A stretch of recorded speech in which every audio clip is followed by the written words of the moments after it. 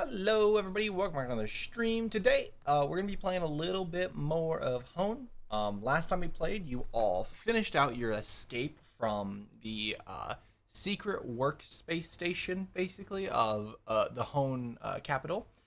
Figured out you implanted a virus to destroy or to make issues for the Hone leader. You went back to Chisoth's base of operations and spoke with her council. From there, you agreed to kind of go do a nosedive into Hone's main base of operations and try to kind of mix things up, rile things up a little bit, cause some chaos. Oh, am I cutting out? Was I doing bad? Yeah. A little bit. Okay. I'm having Wi-Fi issues right now. I don't know why, but I am. So robot mode for them, I imagine. It might be just video lag on stream. I hope no audio lag. It's just a podcast today. Think of it like that, chat. But yeah, podcast. you guys basically load everything up to head back to your base on Strogoth, where you also meet up. Stroganoff. Beef Stroganoff, where you also meet up back with your team and are visited by a strange visitor, someone by the name of Hunter, who exclaims that he knows. He tried to save Dragon and explains that he's not a bad guy and he thinks you're the bad guy for kidnapping Dragon. But more importantly, he also knows Then we cleared that all up. Fenatorath, who is a part of an old Dragon Council that is apparently still around in some form, but you have not gotten any details. Last time we played, you guys were in an intense standoff with that group, and from there, we're going to kick back up, or with that guy. It was just one dude. He kicks back up. He basically explains to you guys the scenario of I know Dragon. I was trying to bring him back to the Dragon Council, and that actually Fenatorath was a part of that Dragon Council. From there, you guys invite him in to sit down to talk. And you're all a little wary of each other because it did start off with you all like threatening to murder him. So he's not too sure if he can trust you, but he does sit down at your table as Dragon's like excited to see him again. Know, I can understand that. I don't blame you. Yeah, but from there you guys sit down at your little dining room table or faux dining room table. He kind of talks with Dragon a little bit. Dragon's like, "Where have you been? What's going on? Yada yada yada." He says he's taken up some side jobs. He's been mostly hunting for Dragon because he's a very important person. Which he kind of speaks to you guys. He goes, "I will get to that in a second." Again, this is a Leonin man in a dragon, a very finely made set of like dragon hide, almost like a scale mail but half plate mail look to it. It seems to be a little bit heavier, but it is very draconic in nature. You guys sit down and he talks with Dragon for a little bit, discusses where he's been, what's been going on. Fenatorath's listening in closely at the mention of this Dragon Council. He uses a name for it. It is in a draconic tongue. Does anyone here speak? I think it's just draconic. Text would. Would you text? Right? No. No, I you can don't only got read it. I can Oh. only read Yeah, so he's any language. he says a I name. Can't speak any language. He says a name. It's a very guttural language. It doesn't. What he says doesn't sound aggressive in nature. But it just like it sounds like a sort of a title, like he's addressing someone in how he phrases it. Pressing buttons on a remote. I want to be careful. But they continue to talk. He says, "Yes, the council is still around during. I imagine you must know of it, Fenatorath, but during the purge of the primordial groups, they used some of their ancient magic, some of the stuff you developed for portals and gateways, and they created a pocket dimension of sorts, a small space in our space, opened a rift, and moved through there. It is not like the ones where you traveled to another dimension, as the ones you were creating or helping create. However, it created a new pocket dimension where they set up shop. It is a very basic open fields, flying skies with some floating islands. A very serene and tranquil area that they then continue to build from there. But what are you laughing at? But they have been there for. Oh, you were very delayed then. I laughed. Oh, like a good minute is that ago. what's happening? Am I just that delayed? Well, not a good minute ago. Yeah, it's a good time. Yeah, Yeah. you're like cutting out a lot, Jeez. and apparently we're delayed. Yeah, let me check real quick. Ooh, yeah, Twitch is saying bitrate's kind of crap. I have no other bitrate detector though for That's not YouTube. good. Let me drop this off. Uh, try to pause as much as I can, make it just my stream as much as possible. But yeah, so yeah, you guys continue that. I'm going to real quick leave and rejoin, see if it refreshes it. See how long that takes for you guys to hear. Okay. Okay, yeah, that was a while. Let's see if that helps. How are you? All right, am I back to better latency? We will Um, see. So far. Okay, but yeah, you guys. He kind of continues discussing with Fenatorath about like what they've been up to. He's like, now I'm no historian as I've only lived my Leonin lifetime and halfway through it about. But from what I've heard from them, they did very much dwindle in numbers to a point of near extinction, I guess you could say. But they have slowly regrown their regimes and their ranks, which have culminated in very strange effects. Some of the effects being that dragons have been reintroduced back into the physical realm. Any dragons that do not feel like they were comfortable with staying with the council and following their rules was allowed to leave. These dragons, however, have become under some strange influence, causing them to act more like beasts than of dragon kin, while the ones that maintained in their pocket dimension were safe. I see you don't fall under that same power, though, Finatorath, which is just quite curious. I'm sure the Yeah. Dragon Council will be glad. Oh, can I want to bring up the dragon that we saw in Delterra that attacked us. Sure. The crystal dragon. Yeah, you say that, and he goes, yes, exactly. Crystal dragons were a recent, he says recent, well, historically recent change from the chromatic and metallic dragons. They are they are a group that only arisen. What word would I don't know that word. They've only come to be within the time of that pocket dimension, of the planar separation, and Dragon here is one of them. He was of a family that left, but was still close ties, and we were going to go and do a update, see if they knew anything about this strange bestial reaction from certain dragons. But by the time I got there, his family has already left and presumably have passed away, but I am uncertain. I don't know if they were taken control of by this strange power and doing something else, or if they were just left to fend for themselves and went to go fight and try to survive and something happened to them. Their status is still unknown. I've not been able to hunt them down. But Dragon's still alive, and the protection of all things dragon is something that we thrive for and strive for. Is it raining? I don't know. It sounded like it was raining for a second. But my goal is to bring him back to that council, to have him raised in dragon culture and hopefully harness his abilities. Can we mention that he already sort of has started doing that? Yeah. What do you want to say to him? Well, Fenatorath's been starting to train him. And he goes, "That's great to hear." He looks over at Fenatorath. How is his progress coming along? She just explains basically like he is still a young one. His powers are showing, and there is great potential here, but he needs to very much still grow those strengths and those powers before we can truly say anything. And he just continues. Yes, makes quite sense. I would be glad to take him back to the council. I have a marker set in my ship's coordinates that takes me straight to the rift for the Dragon Council. It is a very hidden location. It is legitimately an empty plot in space that no items, no asteroids, nothing crosses, and needs to be activated with a runed object. He kind of looks over at you guys. He's like, I know this is a strange request, but would I be allowed to take Dragon back? Or even if you'd like to send Fenatorath with me to bring her back to this location. Ooh, okay.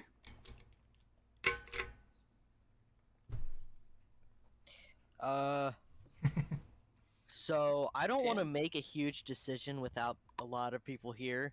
Yeah, that was This my is thought. a It's like, pretty oh big no. decision.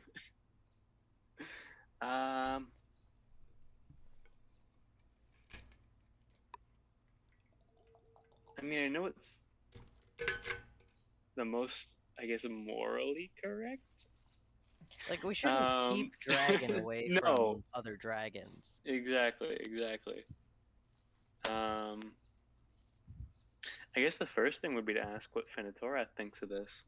If Fenitorath would be she's like, gonna be if involved you in that. if you ask Fenitorath what she thinks, she'd be like, I would be very glad to accompany them back to that location, be it stay there and chat for a while and come back here, stay for a prolonged period of time myself, and meet back with the people that meet back with the kin I haven't seen for centuries or millennia even.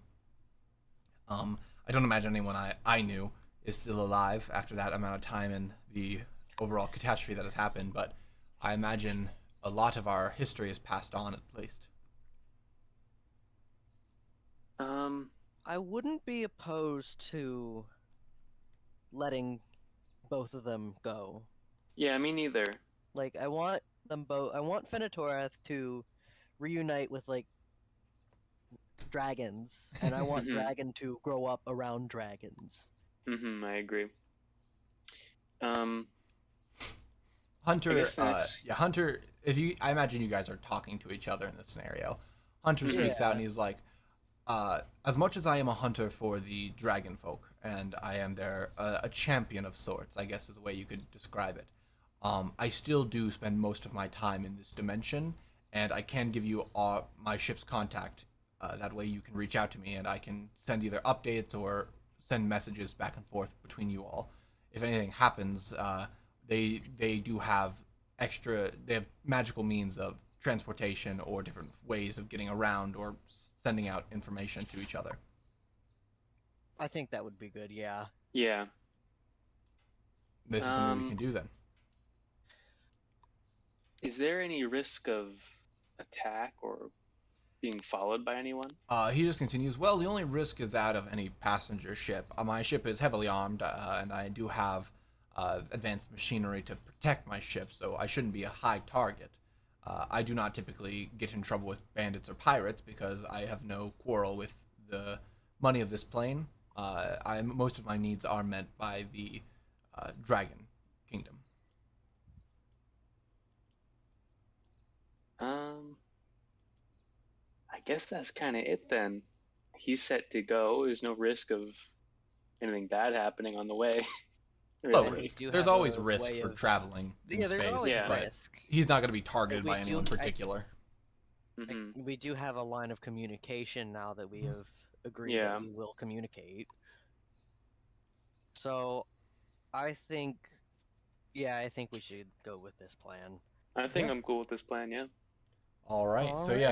You basically tell him, yeah, we're fine with this as long as we can keep that communication up. Fenitorath's going to be there, and you guys 100% trust Fenitorath. You know that if she tells you that she will make sure he is safe, she will do that. Haas does seem a little sad to see Fenitorath go, but he knows that he does have other things to attend to, and he knows that Fenitorath will be back in an amount of time. He knows that she does want to come back. So he's like, that settles it then. We will leave probably in earlier morning after we get a long rest, and we should be able to move on and get you guys there within 3 days. Cool. Sounds good. All right. He's like, I will go back to my ship and spend the night there as it's getting closer to evening. I ask you two to pack up your items and get ready to leave in the morning. They both nod. You see Dragon's like a little child getting ready for a sleepover, super excited. He kind of just I'm gonna miss that little guy. Yeah. We gotta make sure he has his little hoard. He still has the little thing on his neck. Yeah, good. Good. Yeah. So, as the evening approaches, is there anything you guys would like to do, ask, or plan with for now? How long do we have before we head into the facility, kind of thing? I believe they were saying it's going to be a week or 2 to 3 weeks, depending on their status of plans and operations. So you do have some time. Got it.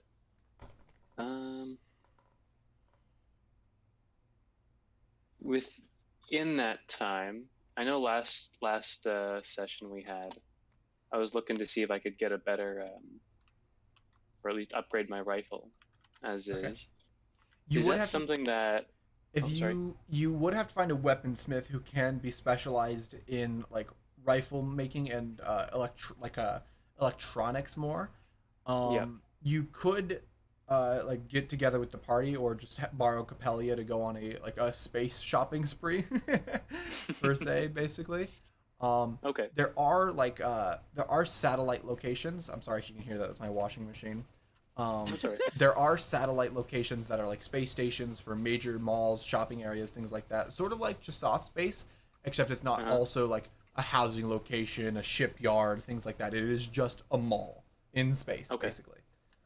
That is Got definitely it. something that they'd have around here. You probably have one within a 2 day travel. That would pretty much have everything you need. Do you want to go shopping? Would you want to do that, Tex?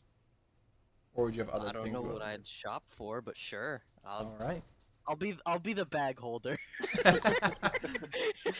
All right. Yeah. So yeah, Let's you do it. guys basically It's load like on that up. one Or memory I restored. you guys probably have to like load a map up essentially and get a coordinate for this place. It does follow the location of a couple planets. It like just follows the solar system the same way. It's Mhm. about a 2 days travel, a little bit closer into the solar, or no, actually a little bit further out into the solar system. That way, it's not as hot from the sun. Um, All right.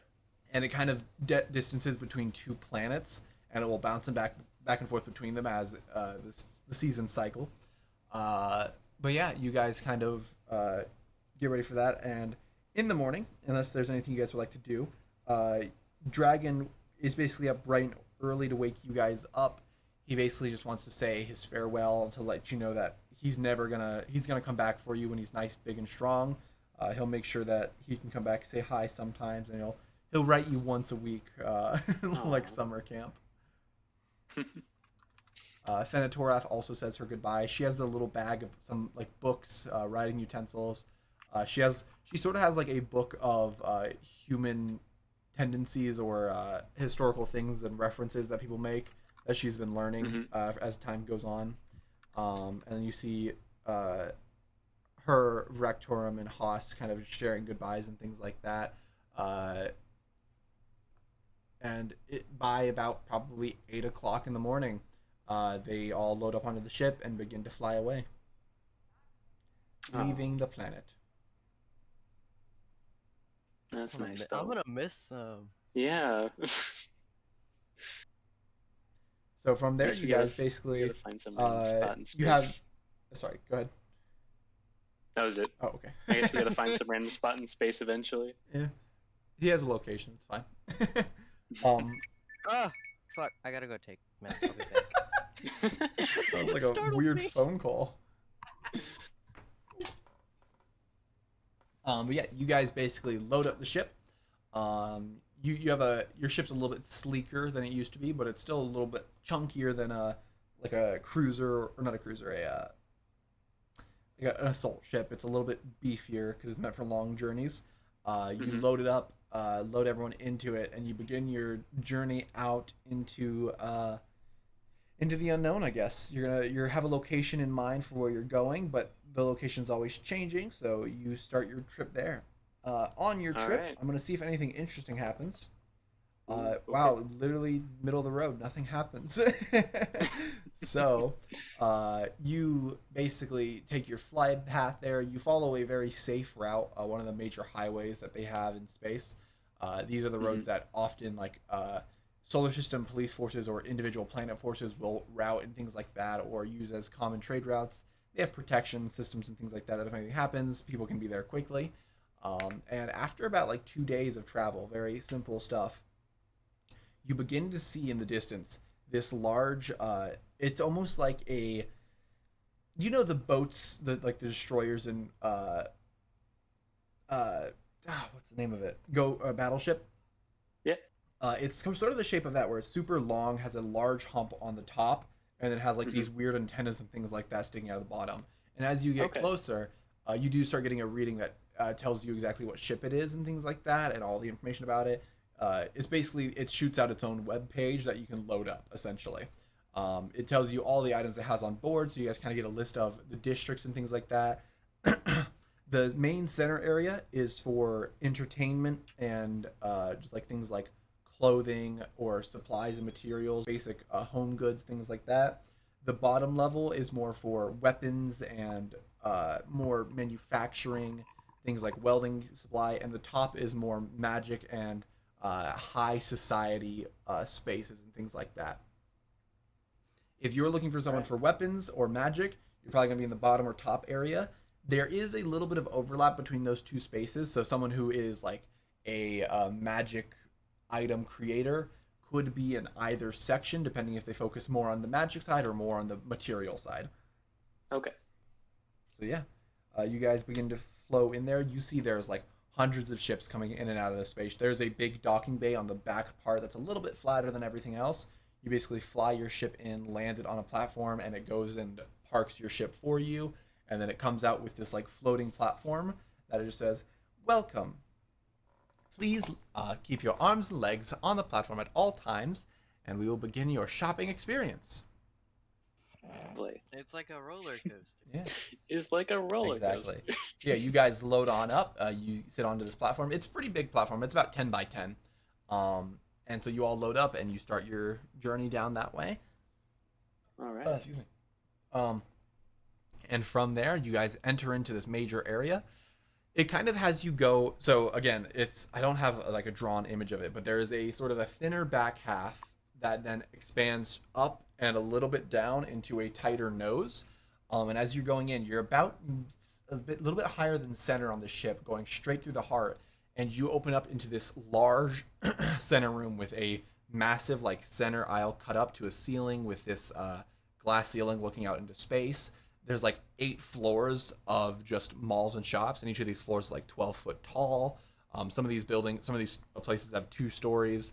There is like in this middle area, there is escalators to each floor. There's people peddling food, cotton candy, things like that. There are like fauna areas as your ship's going, or this little platform's riding through. It goes straight down the center, and it lands into this middle like roundabout area where it has a platform. It's like, "Welcome to the shopping experience. Please have fun." It has you ushered off to the platform, and it just zips away, right back to go to get the next group of travelers. You do notice in this space there is a large group of humanoids, and the people on these planets seem to be massive, like or the massive majority of this area right now. But there is still a lot of strange creatures. There are still like every race you can think of flying around here. Any creature that can fly doesn't use the escalators and just go up to the floor they want. There's people flying. There's really tiny guys. There's really big guys everywhere around. And if you're looking for the, do you want to go to the magic area for your weapon and upgrade it magically, or do you want to upgrade its power or capability in a different section? Ooh, that's a good question. So there's 2 sort of things I'm looking for while I'm here. The first is upgrade the rifle, either one way or the other. And the second, I was looking for a couple of daggers that could be thrown. So daggers that can be thrown would definitely be on that bottom half. So let's go to the bottom half first. Sure thing, yeah. You see that this main floor is mostly goods, materials like leather and cloth, or like healing supplies, things like that. Your very basic essential needs, things like home goods or like just anything you can imagine that would be your general person would need, like a mall would be here. Then there is a major stairwell, or I guess it would be an escalator because it's so large, that goes down to another floor. When you take that in there, there's actually like a sort of like a bouncer, and they're kind of just keeping an eye out. They have like it's sort of like mall security on steroids. They have a very simple uniform of like a blue suit with these very basic rifles that seem to be stun guns more than anything. They seem to have a large electrical coil and things like that, and they have some means of like rope or handcuffs on their side. They don't look very intimidating, and they look very passive, but they're just making sure that someone isn't going to run out of this place with bombs, basically. Yeah. And as you're going down, you see that it goes to the second floor. It's a very similar layout overall, though, but it has a lot more of sort of underground vibes, I guess you could say, like neon lights and things like that, because they don't have the main lighting from this massive open window anymore. And it goes directly underground where there's actually the lighting on the bottom that is no longer pointed towards the sun or the planet, so it's like a void beneath you. Still very Okay. like mystic and like, ooh, it's dangerous down here sort of vibe, but it's very basic. You guys Got it. get there. If you're looking for weapons, it's probably gonna be on the third floor. There's probably about 3 or 4 floors here, All right. depending on how you look at it or what area you're in. But it's gonna have your basic weapons, materials. There is 3 shops that would really catch your eye on a map here. One which would be like it would just be like Sally's Armory basically, and it would have your basic weapons but focuses mostly on armor. There's another one that is names are hard. Uh, You got this. You got this. Carl's up on the spot. Weaponsmith, which seems to be a lot more of a repair shop or maintenance shop. And then you have like Daniel's uh, Emporium, which is for more of your classy, refined weapons. Let's check out Daniel's. Daniel's, yeah. So See what Daniel's got. you head over there.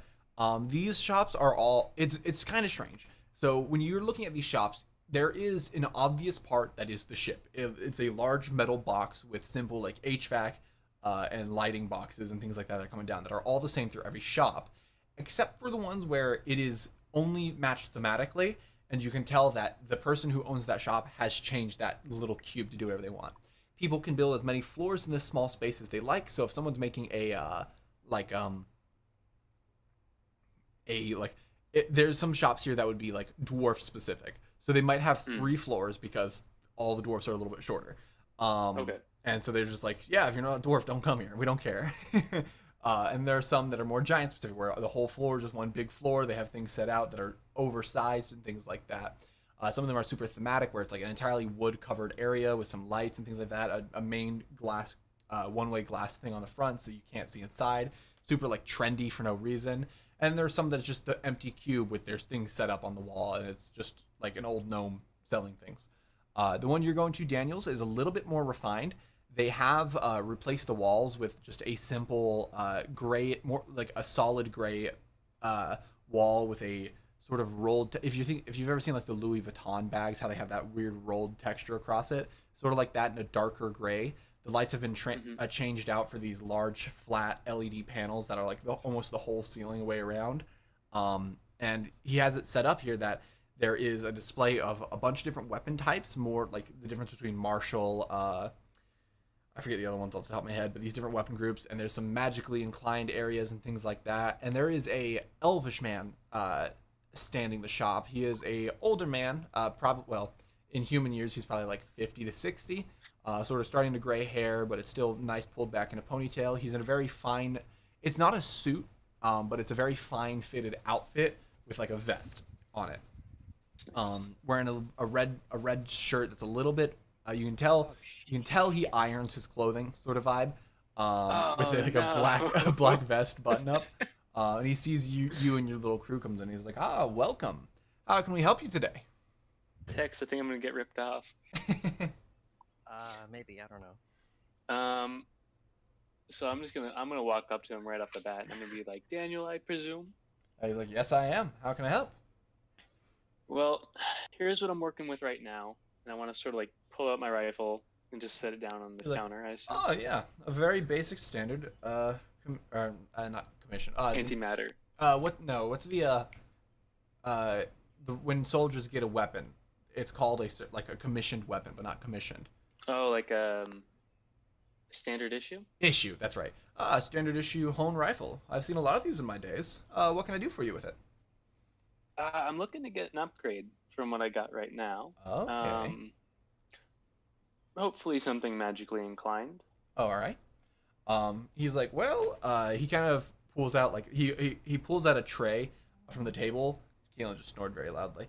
And it begins to do the. Wait, is that Kaylin? Yeah, that's her right there. Oh my god, I didn't even realize it was Yeah. her. Yeah, look at there's her head go. But he pulls out this tray and it does the thing that like the levitating trays that everyone has, and there's a full like inset, like perfectly organized set of tools for dismantling items and things like that. He takes it out and he's like, well, unscrews a couple things. He has that fancy screwdriver that you just push in and it automatically unscrews and pulls it out. One of those Oh, guys. damn. I want to get one of those. They look fun, but they seem stupid. They do seem stupid, but they look like fun. uh, and he kind of undoes it. He opens up a few things. He's like, "Oh, well, it's well maintained. I can tell you've done a few repairs yourself. Looks very good, though. Yeah, there are definitely some modifications I can make in this to up its. Are you looking for lethality or its overall utility? Ooh, now I'm thinking utility. Because I Would could. it be? Yes. Sorry, Go ahead. because now I'm thinking if I could find a way to have an alternate firing on this. That's quite what I was thinking. I could overall increase its stability and then change its core out to be a triphase crystal instead of a singular phase crystal here, where it could allow you to use your weapon as regular with no real increase in damage or no decrease more specifically, but it could instead overcharge the weapon and cause some either I have a tri crystal in stock that could do a ice attack, a fire attack, an electricity attack that could also have varying effects on an opponent depending on their will to live, if you shall say. I like the idea of electricity. They have to make a Constitution saving throw, or bad things would happen. Just so I'm clear. I love the meta game right now. Just so you know, on paper, that's what it's gonna be. Here's what it's gonna do.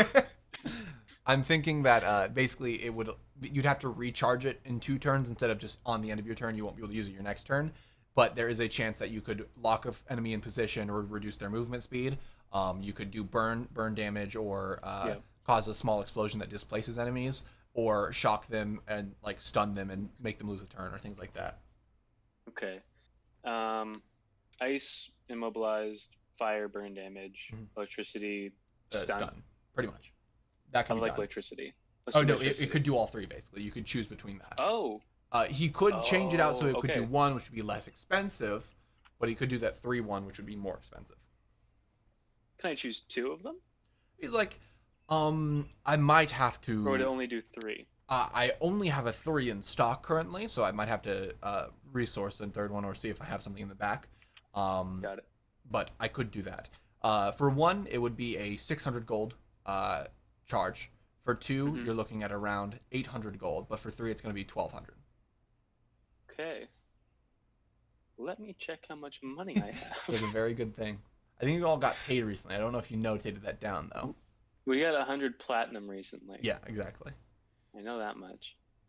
Which I think should cover most of you. For this. So in total, I got about 1,200 gold in total. So you could do the 3-phase one. I think I would rather do the one. The 1 for the 600 gold. Sure, and then spend the rest on some nice knives. Yeah, I like that idea. Okay. Which form of power would you like then? He does. If you're going for 1, I should say he does say he has a couple other options. There is a radiant crystal, which would then change your damage to radiant, give you a small increase in damage. But as many people know, radiant damage is one of the hardest damages to deflect. So it does cut through anything magic. It does cut through anything like no creatures have natural resistance, or very few creatures have natural resistance to it, and things like that. And then I imagine there'd be another one, because I was thinking about how I could have this happen, but another one which would be like a dark crystal, I guess you'd call it, which basically could blind the enemies instead, which would make them have disadvantage on attacking you. So I'm in a toss-up between the electric and the radiant now then, because something that's magic based would be nice.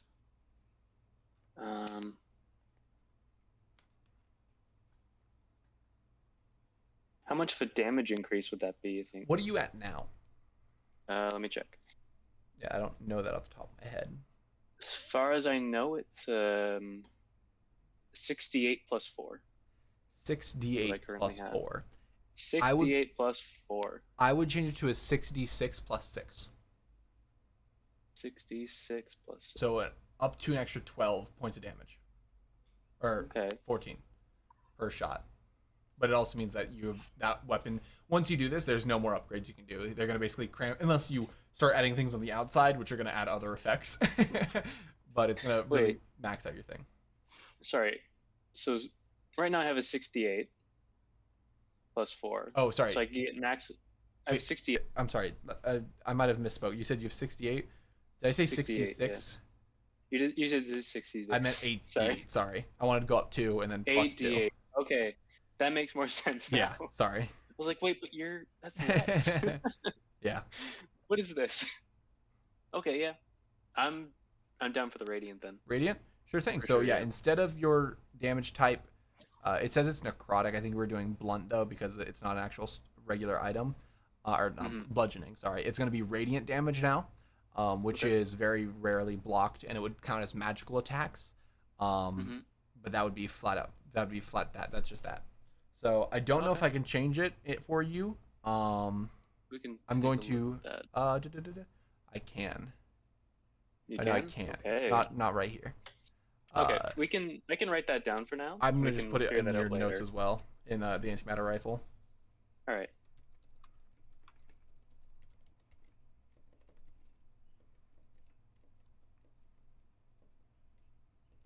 All right.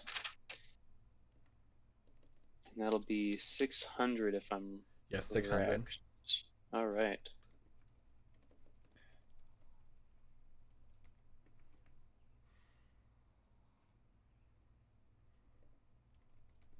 Goodbye, 60 platinum.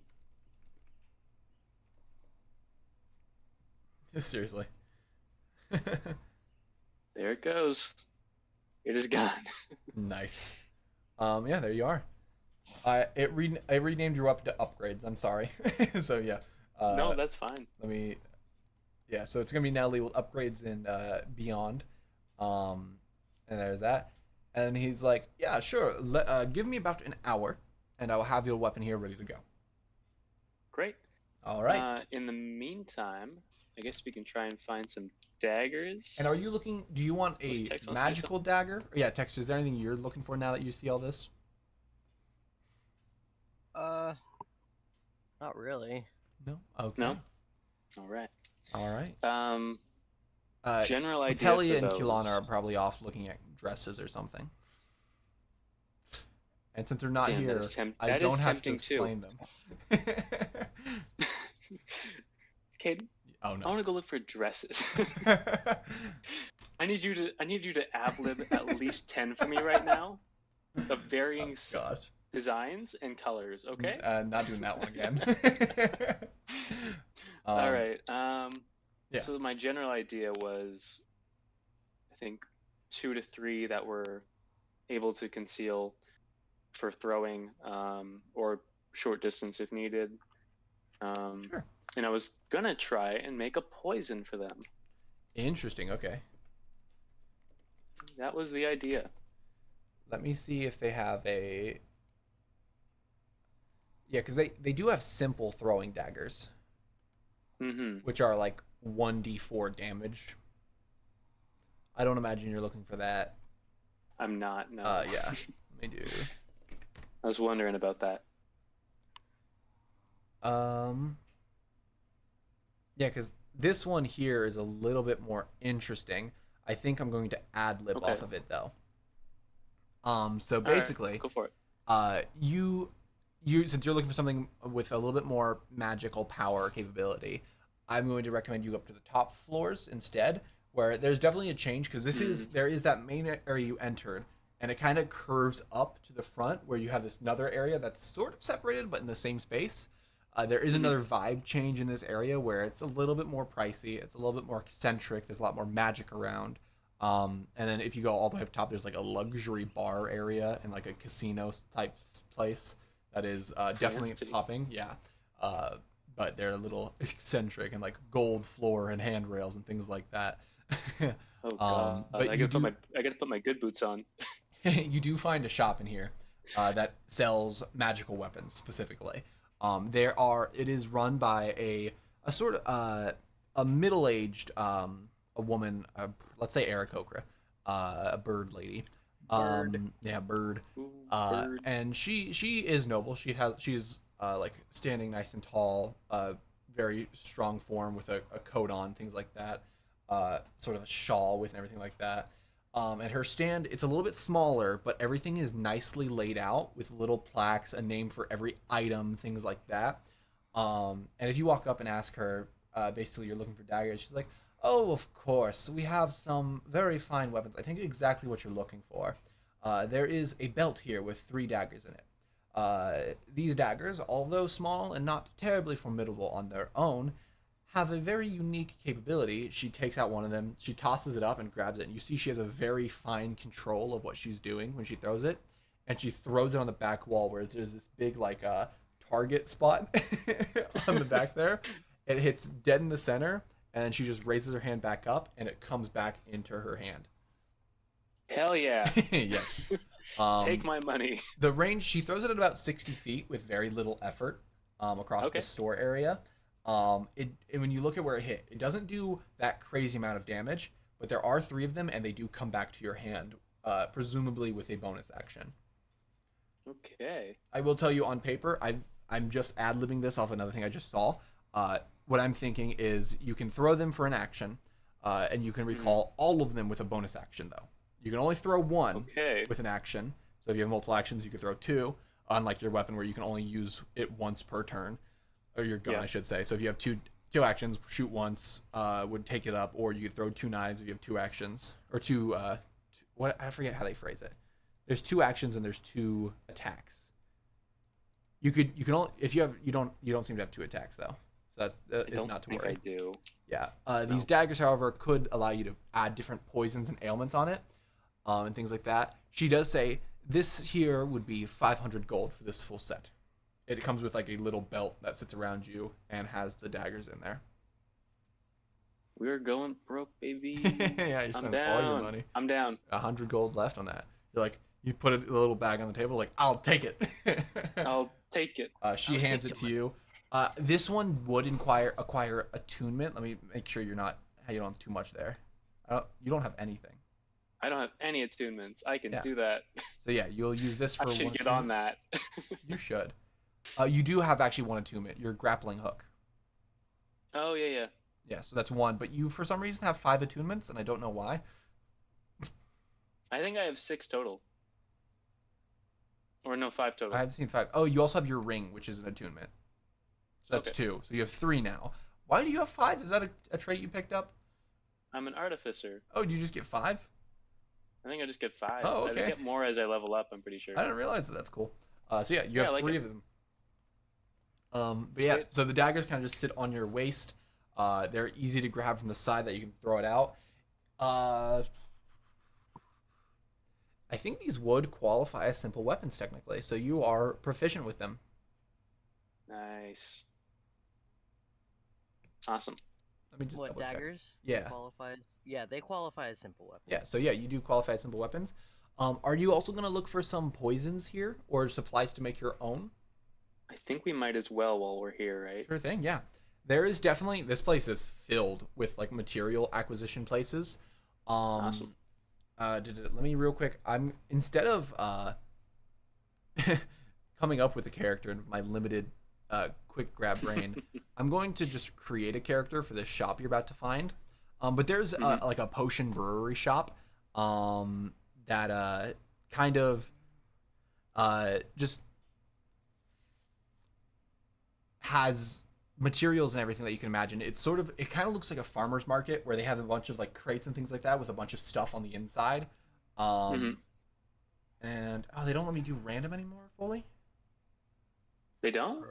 I thought there was I picked a random one. I swear there is. Yeah. Let's do Crazy. There's no random? No, I don't have a random button anymore. Why'd they get rid of that? I don't know. It makes me sad. It was so useful. Yeah. Bless you. Allergies suck. Don't get them. Oh no. I wasn't planning on it.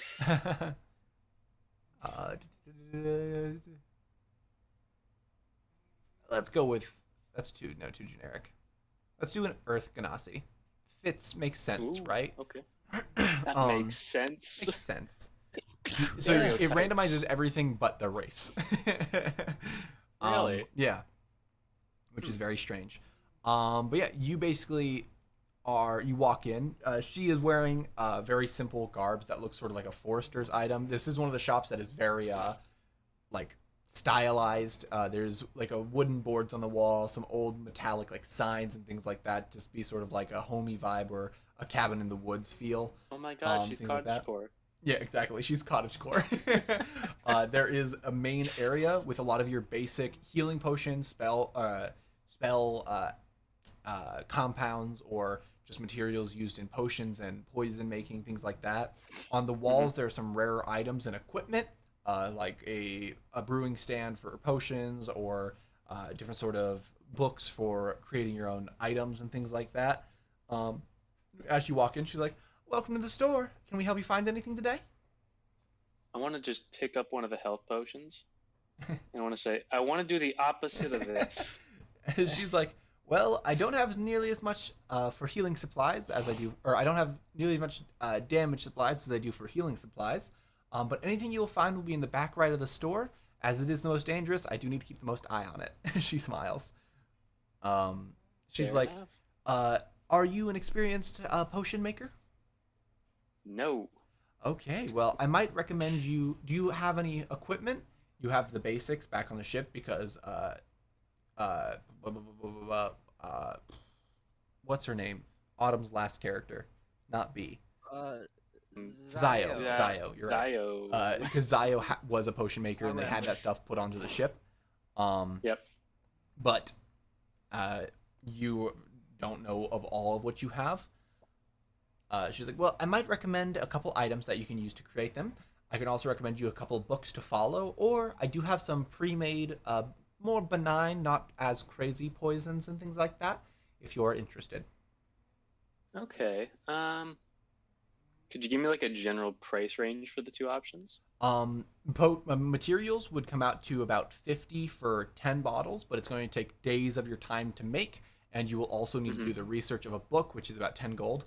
So about 60 gold in total. You can make about 10 bottles of a very basic poison that increases damage. If you jump it up to 75 gold, you get items that might have a more like paralysis or weakening effect. If you spend 50 gold on potions, you're going to get a very basic +4 damage, +2 damage sort of thing. You might only get like 5 or 6 of them. If you spend up to 100 gold, you get some potions of like paralysis or poisons of paralysis or things like that. All right. What's another hobby? I think I'm gonna go for the supplies. Sure thing. She's For like, the "All right. 75 gold supply. For our supplies, I do have a couple recipe books that I can sell you." She goes up to the wall, pulls down one. "Here's one for your starter poison for battle. It has items in here such as basic damage increases, things like actually having poisons that can help increase your chance of increase the aim of a dagger by sort of magically enhancing their aim.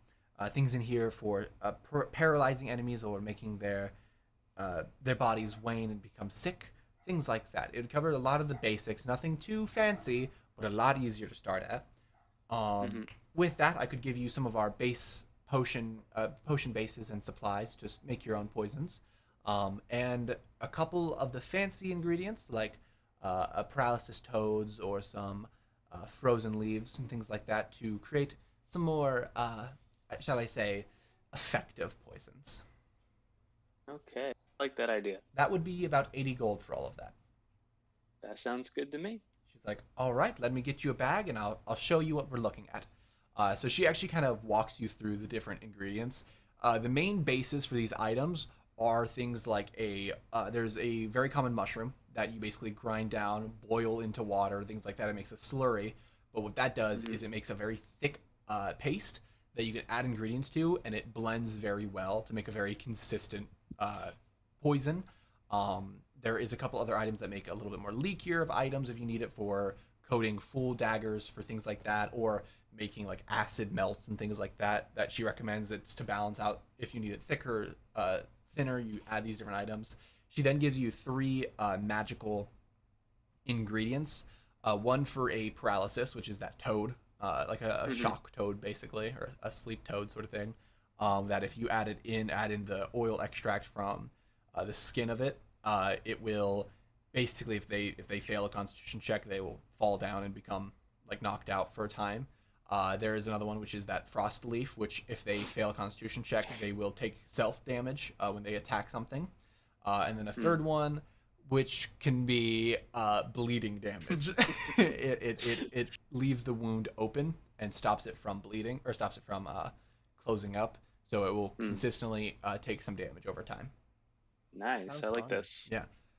And then I'm gonna get 10 total, you said, or 10? We'll do 12, 4 of each. That sounds good to me. But it will take about 5 days to produce any of them, and you will have to actually make rolls to produce it. And if you fail, you will not get the item. Oh no. But it means you get twice as many items. So if you're 50-50 chance, it's the same. Yep. Or if you roll We do well. have like a week, right? So Yeah, you have some time. You probably have about 2 weeks now. another idea for that actually. Zaya would be back at base camp, yeah? Yeah, she could, if you So want to get could with her, I you could have assistance? she'd definitely be glad to teach you some ways of the potion crafting. Zio, I don't think did Alright. much of poison crafting, but it is very similar. Okay. Great. Yeah. That sounds like a done deal to me. So yeah, I'm you gonna load get that rid of all that up. money. 80 gold in total, and you'll get 12 potions. Giving you, or 12 options. They're all in the book, and there is a full breakdown of what to do. But some of it, it's like a cookbook where it says cook until done. It's like, okay, what does that mean?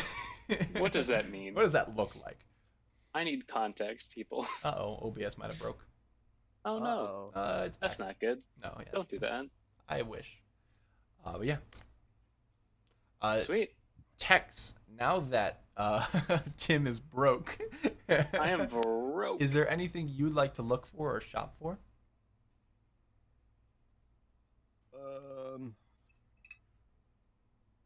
Fuck. Tex buys a pet. There would be a pet shop here. I don't know if Tex wants a pet though. Replacement dragon. That was fast. The shovel's still warm. Get a new cat. It's a weird way to I put it. can't really think of anything. Sure Never heard thing. that term? No weapon upgrades, anything like that? Any more repairs you'd like to have done to yourself? Maybe an oil bath?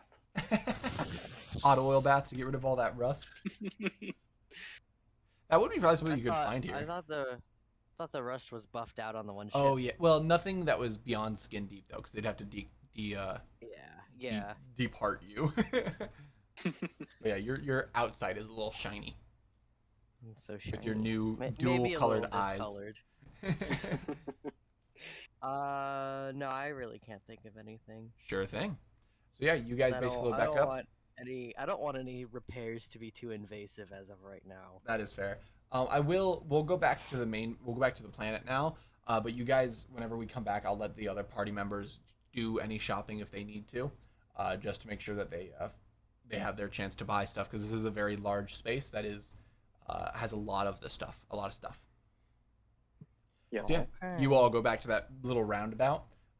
There's a platform sitting there waiting for you. So it kind of works like there's this area going up. It curves around and it shoots off where there's 4 or 5 platforms waiting to pick people up. You go in there, you punch in a code that they gave you while you park, and then the thing goes whoop and just take you on your way.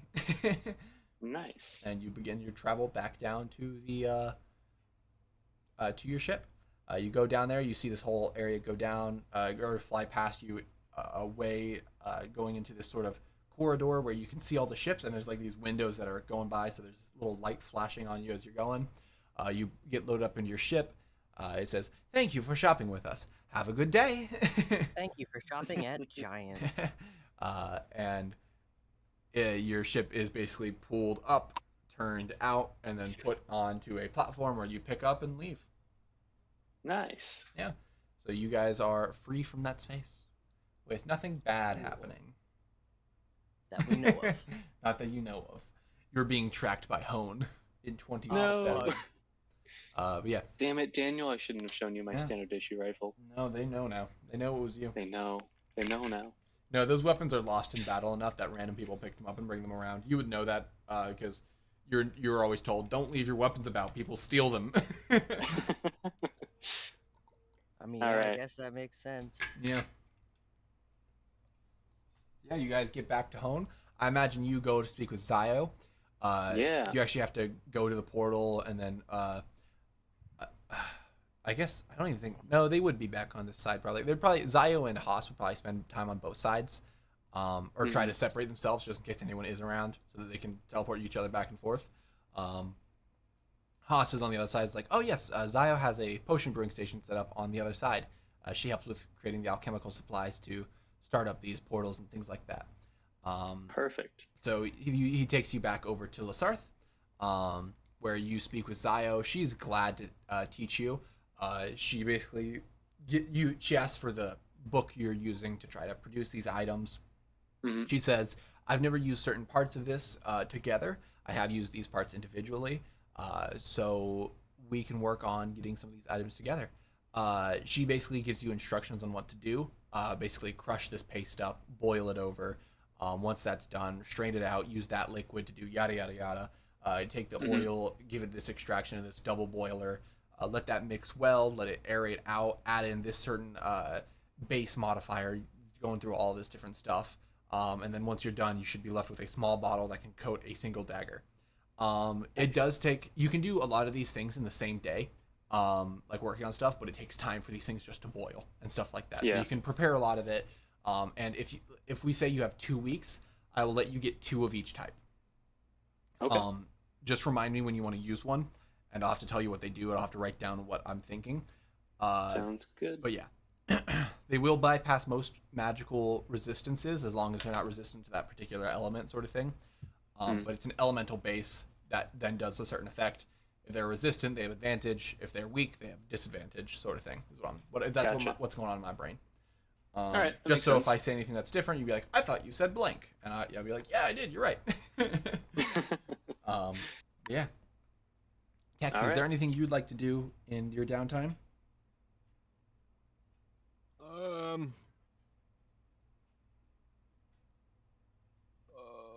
Fuck. I don't know.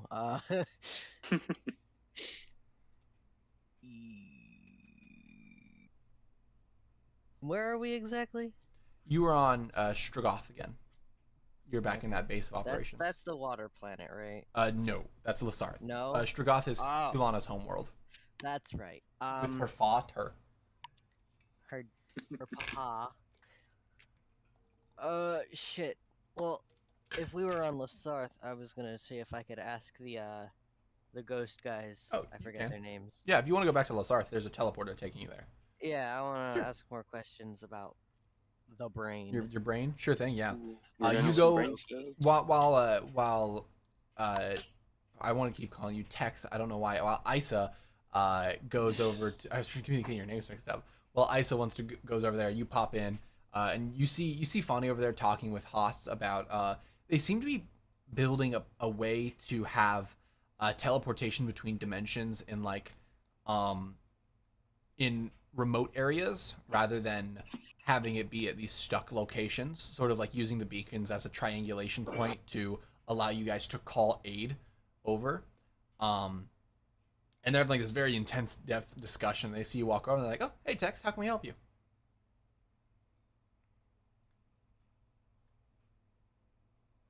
I can't brain today. They're talking about something unrelated. Okay, well, I bring up what I wanted to ask, which is, Yeah. more brain. I want to know more things, see if we can figure out where we can find more things that might be related. Sure thing. Let me pull up the correct sheet of information I need. She's like, should I bring back out Lilozemp? Should I call her over? Sure. He's like, yes, give me just 1 minute. And he does like this, he's been coming in and out of that dimension a lot with this sort of portal thing. He does a fancy spin and like to this pose Wow. and like puffs into smoke. It's like the little xylophone thing too, where it makes a cute noise. Yeah. He just puffs away and you see Haas is just like, he looks over and he's like, he's been trying so many of those and he's done that one a couple times, so I think it's his new favorite. And Zlazozemp, the smoke comes back down. They form a Zlazozemp's there again. This sort of more full woman with a very loose-fitting robe in her style, or more not a loose-fitting, but like a very loose robe overall. Like it was made for someone 2 sizes larger than her. And she's like, "Ah, Tex, it's great to see you again. How can I help you?" Uh, I just repeat what I told the other two. Yeah, just say that you're looking to break down more information of what you had. Yeah. See She's if like, we can find any more connectors or whatever. "Yes, I haven't been able to locate much more in the form of items connecting you beyond those couple more locations we have that you can look into if you're interested. There is one location with a very strong signal that might be a sort of, I want to say it is more of a maker's area. There is a strange pattern of energy coming out of it that's consistent and still active that you can look into. Other than that, I have looked into trying to find sort of you could think of it as a altered scrying spell, where I can look into information on your history and see if I can find a vague connection of someone in your past without a physical item from them. It is a very low chance of success, but since you are seemingly a very powerful connection to them, there's a chance I could find them. That would require some special resources, though. What kind of resources? Well, the main resource is actually you. You will be the Oh. beacon through which we would cast a spell. But I do also need some basic magical supplies that I think Zio could help me with, if anyone, Zio or Haas.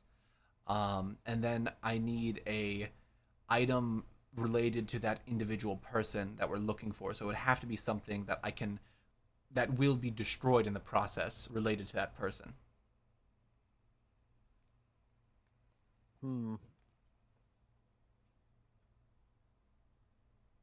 Don't know if I have anything that I'm willing to lose, I guess. She's like, that is fair. The next best step then would be that other location. It is a night's trip out, or actually, since you're flying, it would be quicker. If you're able to fly over there, it would be about a 3-hour trip via your ship to a location with this consistent energy. It might be something worth looking into. Okay. I will talk to my fellow party members about it then. See what they have to Turns say. around to Tim. Field trip? Field trip. Yeah, so easily you guys could, Tim, your items, basically, you have to leave them to boil over, and while everything's cooking, you can leave for like 5-6 hours. Yep. So yeah, you Just guys ask basically, Zio to keep an eye on it. yeah, pretty much. It's just a simple double boiler reaction to a purification system, which then goes through a vacuum seal to allow it to actually be pure. Caden, how much poison do you make? None. I just watch a lot of Nile Red. I know Nile Red. Yeah, that's all I'm thinking about for this. I like when he drops the bromine or soy sauce. What? This is Oh, Two bromine. very yeah. different Drops things. I just have you seen his Nile Blue channel? Or no, sorry, No, it's like what? he has a Nile Blue channel, which is just him doing experiments without all the editing. He made like a super pure cookie that tastes like crap, recently. But there's a faux channel. I think it's called Nile Green, maybe. And it is someone that mocks his videos, but does it by making extremely dangerous items. Oh. And it's really funny because it's terribly done, but it always makes like bombs. And I'm just like, how does this happen? This is dangerous. Yeah. He talked about it on a podcast. It's like, I need you to calm down because this could hurt my brand. But yeah, it was just very funny. That is funny. But yeah, you guys basically say, I'm going to let the party come with. I might end before we do anything there because we don't have that many people. And having other Yeah. people's abilities could be nice. But you guys load up onto the ship. You take your basic supplies with you. And you start flying. You haven't really gone this direction before. From your base camp, if we're looking out of your like doorway is north. To the west, right? Yeah, west. You have the area of I'm blanking on its name. The bird, the rock, the big rock. To the right, you have the other settlement or the other place you went for Tex's 3 things that you collected, and straight north you have the items of or your Kulana's family. They're like the Kulana's family is the closest, then that other area is second, and then the rock's very far away. But you guys actually head straight back behind you into another area where you're kind of sprawling through mountains and things like that. As you're going on your ship, you're kind of keeping an eye out because she has a rough location. Excuse me, sorry. But how her detection works is basically the connection of the ethereal plane and your guys' plane and other planes as well all overlap into the ethereal plane for all magic capabilities. So these magical devices that are made, some of them have a large enough effect on the ethereal plane that you can, if you know the space well enough, you can kind of see that something's going on. It's very weird because it's sort of like a big water puddle and these ripples come up and you can kind of track it as long as you know where things are, kind of map it out, sort of like stars almost. You can kind of see where certain things are, see effects, and know that something's going on there. It does take a lot of practice for them though. She kind of explains to you where it should be, kind of like halfway across or a quarter across the planet, in this direction from your settlement. There should be an item there. And as you get there, you do actually see a building. It is sort of it's almost like a hangar of sorts with a large like plane hangar that has a runway in it too. But it is all fairly overgrown right now. So as your ship comes to land down about 300 to 400 feet away, there is a path with overgrown bushes. There is this hangar area, but it doesn't seem that large. But what she was describing is that it was a very active facility almost. So that's about all you see from it. Huh. All right, want to go check it out, Tex? Sure. Let's go. Let's do it. Is it just the 2 of us? No, your whole party's there. Oh, okay. Yeah. It's just the 2 of us in person. Yeah. Yeah. So your team Alright. starts heading down that way. It is just the main party, no NPCs. We brought everyone. You start kind of getting through this area. This is quite hard to traverse because some of these, it's like tree roots that have kind of overgrown onto this pathway. It doesn't, although she said it seems like someone's still active there, there isn't any physical, like there's no way someone comes here every day and doesn't have a clear path on the way to get there. So it doesn't seem like anyone's left or come in this place in a while. She kind of continues walking down the path, or what you guys continue walking down the path, and are like stepping over this. It is difficult terrain, so if you do need to make a break for it, you will have to walk at half speed, or run at half speed, and you make your way there. The main hangar doors are so rusted closed that you'd have to like blow them off to even open them up. But there is a side door that's a little bit less rusted, and you might be able to get through. You want to try the big door or the little door? Let's try the little door. Yeah, so you Alright, go let's up. go to the little door. You go to grab the knob, and as you like, it's a lever. You grab it, it just breaks off. And so the door is like, if you're gonna try to break down a door, this door might be easier to break down than the main door, but you're gonna find a way in. I want to kick it. That's what my first Okay. thought was. How about both of you make me a strength check, and we'll see if one of you can kick it down. All right. Well, I sure didn't. Does a 16 work? You go in to kick it, and you go bam, and you as you kick it, you realize this building wasn't meant to be like structurally sturdy. This seems to be more designed to keep water out. But as you kick it, it's so rusted closed that it just like bounces you off, and the whole front things go boom, and you like hear vibration. Even the main doors sort of rattle a little, and you feel like if you push this too hard, the whole thing might collapse. It doesn't seem too well built. That's not good. Is there? Okay. Other idea. Are the Can we see the hinges? No, the hinges are on the inside like every other door. Damn. Like Every other door. You don't put hinges on the outside of a home. You put it on the Ooh, inside could so it be a doesn't get whole wet. door. Wait, Yeah, you put them on the inside still. I have an idea. What's up? Are there any cracks or anything in the door? Not the underneath? door. Oh, like that. Yeah, Like there a would threshold probably or what? be the main hangar would have about a 1 inch gap. Main hangar doors. Okay. Maybe not that. Not maybe like half inch even. I don't know. It's old, 1 inch. They didn't have tight tolerances, or not. They don't have tight tolerances after this long. I'm reading something. Sure thing. Read. What's keeping this door closed exactly? Is it just rusted shut? The door you're at. Yeah. The little door has a basic lock and handle seems to be still locked, and it's also rusted shut, so the hinges don't want to actuate properly. The main hangar Okay. door, you do not know exactly why it's held shut, if it's like actually locked, if it's barricaded or things like that, but it is held shut. Well, Tex is figuring that out. I have a crowbar, Oh, so I'm gonna try and yeah, just roll me another strength leverage check. that door open. It gives me advantage as well. It Okay, says. then do that.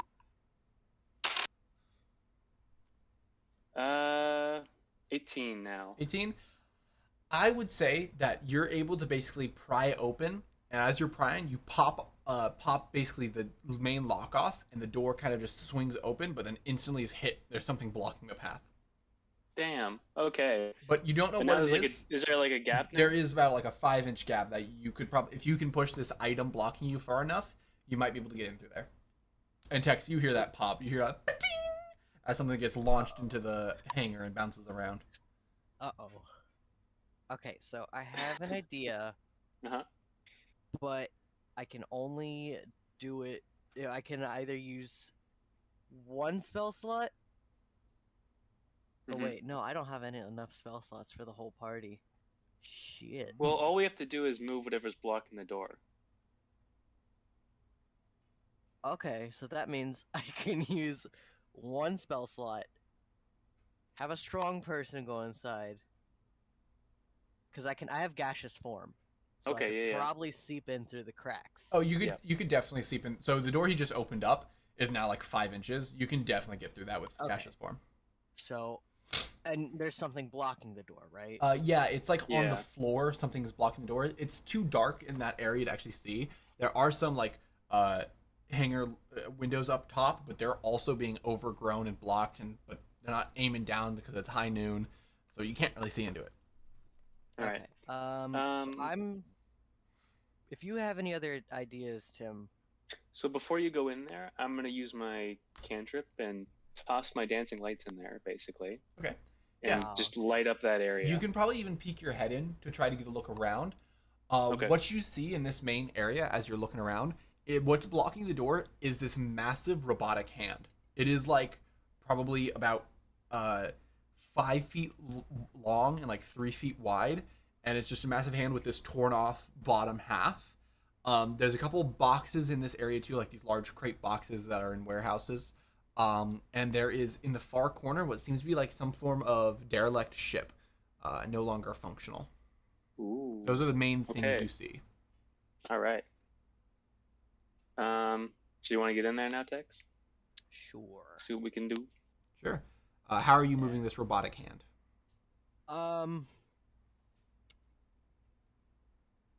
Someone can push, someone can pull, maybe.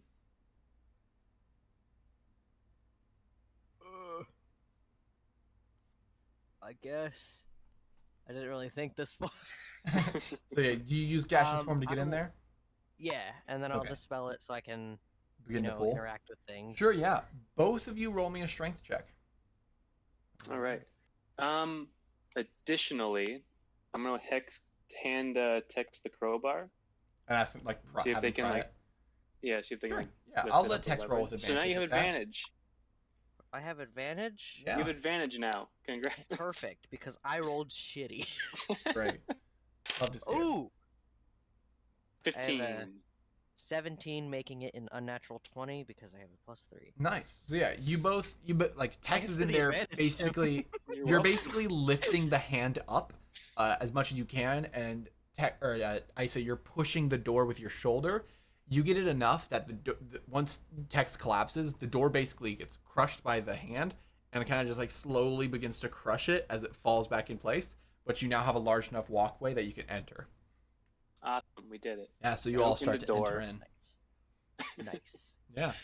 Look around the Now that I space. think about it, we could have just asked B instead of Oh using my one of my god. spell slot. That is true. It's too late now. Too late now. That's why it's nice having all your party mates here. I forgot we had other party members. I did too. We still got it though. yeah. So I'm just picturing B watching us this entire time. They just they smiling. they're Jelly making or they're whatever. back in the ship waiting for you guys to give the all clear signal, so you know Okay. it's safe. That's what's going. That's why it is. Okay, You're not okay. dumb. Okay. Don't worry. We're not dumb. Okay. We're not that dumb. we're retconning it that we're not Retcon, dumb. yeah, retcon. They're not stupid. Retcon my lack of intelligence. Yeah. But you guys get in there. There is this massive arm, the hand that has a bit of the forearm, with these large like mechanical pistons and things like that, some different cables and stuff. There is a large like black oil stain beneath where this arm is laying. It seems to have been like damaged off and fell apart. There are several boxes in here, and if you open any of them, there is lots of material, be it like barrels of oil stacked up, be it different metal sheets and things like that, welding supplies, things like that. There's a decent bit. A lot of it seems rusted and damaged or punctured and like leaking and stuff like that. But some of it could be salvageable if you are interested. It could take some time to do. Alright. From there, though, there is that ship in the back right corner. If you go over there, it's completely powered down and it seems to be like basically shut up tight. A little rusty, but not as rusty as the rest of this building. So what's this ship looking like? It seems to be a very basic cargo ship almost, like not even that big. You could probably fit 5 or 6 of these boxes in this warehouse in the back of this ship. And then it seems to have some like 2 turrets on either flank of the ship with a pilot's seat. It doesn't seem to be much else. Okay. And it's like a hover vehicle, basically? No, it is like what a we got? ship for exit and re-entry. Okay. So right off the bat, I guess I want to go check out this ship some more. Sure, yeah. You get a little bit closer. I would like to do that too. Go ahead. Yeah, sure. You get a little bit closer. The markings on the ship don't indicate it to be anything of Hone or anything like that. You've never seen these before. It seems to be almost like a sort of like work vans. How you can see a work van, you're like, that's a work van. This is a work. This Yeah. is like a work vehicle? Yeah, Okay. it follows the same generic layout of a lot of those vehicles. A very simple ship that can Paul's enter. plumbing and electronics. Exactly. But it's shut up tight. There's a big hangar door in the back, and there's probably a small crew hatch up front. But that's about it. I'm going to try for the crew hatch. Sure. What are you gonna try to do? I'm going to try and open up that hatch. Just pry it open. Is it like a twist, or is it like a... It would pop be open? electronic, like your ship, where it's a Ooh. button to activate it. But it seems to be a dead ship. Gotcha. Is was there any gonna sort of like make a crease in joke. it? I was gonna make a joke, but Okay, I don't go think for it. Tex, I don't think Tex would be able to handle my joke. So we could like take Tex and like do it like where you're jacking a car battery. Bro! That would probably not be good for Tex, Sure thing. seeing as I mean, I got he's shocking a- grasp. If you'd like to We try can to give it, so you'd have to find out where the main engine exit is. There's definitely an access point on the outside of a ship where you can access the electronics and wiring. That way you can work on it from the outside of a ship. You'd Let's have to find find the it. main panel, but if you wanted to try, you probably could get it. There is like, so I was going to say for your question about the hull, it is a very slick cover for aerodynamic purposes so that it can actually fly. It doesn't have much to it. There is, however, like a keypad on either side that have different commands. You'd know they'd be lock or just like information on the ship on the back end, things like that, or pulling down a ladder that would come out. Mhm. You do know that if you could start it up, give it enough power for a period of time, laundry's done. You could have Tex or someone else activate that button to launch the ship rank down. Let's try and find that. Let's try and find Sure, that. yeah. Roll me an investigation check. Tex, if you'd like to help, they can roll with advantage. yeah. Ooh, hell yeah. Investigation. Fun, I got a fun. +6 to that. Ooh. 15 plus 6. That is 21. Yeah. Ooh. In your time at the military, you were trained how to do basic maintenance on vehicles.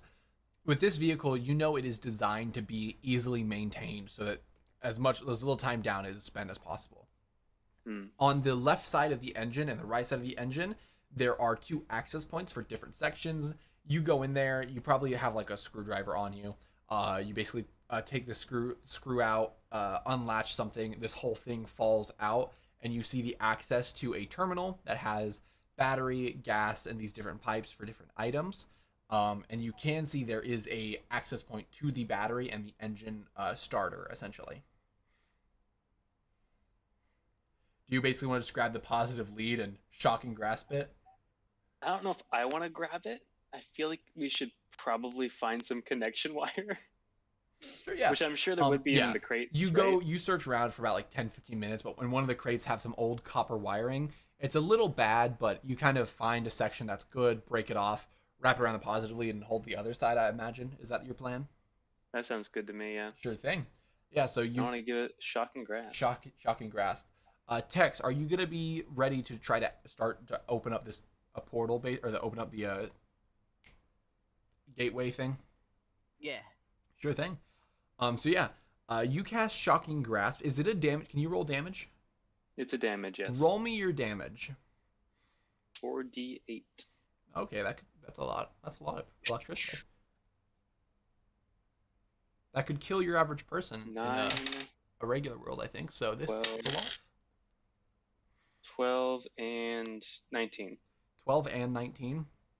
So 31. Sorry, 19 total. 19 total. Okay, let's say 19. I was doing 12 and 7. I'm trying to like mathematically approach this. Your average human in this game, I think your basic human has like 4 hit points. Like your average Joe. Oh, so God. you have enough to kill 4 people with that. And I think enough electricity to kill 4 people is plenty enough to charge a battery. That's a decent average, yeah. As you do it, it shocks through. You see it start up, and there's actually like an arc to your cable again. You let go of this. Tex, I need you to roll me a react or not. What's not a reaction? Reaction. Like dexterity. I guess we'll just do dexterity. Dexterity saving throw specifically though. Sleight of hand, dexterity. No, it's not a sleight of hand. Dexterity. Just see how fast you are to getting to an item to activate it.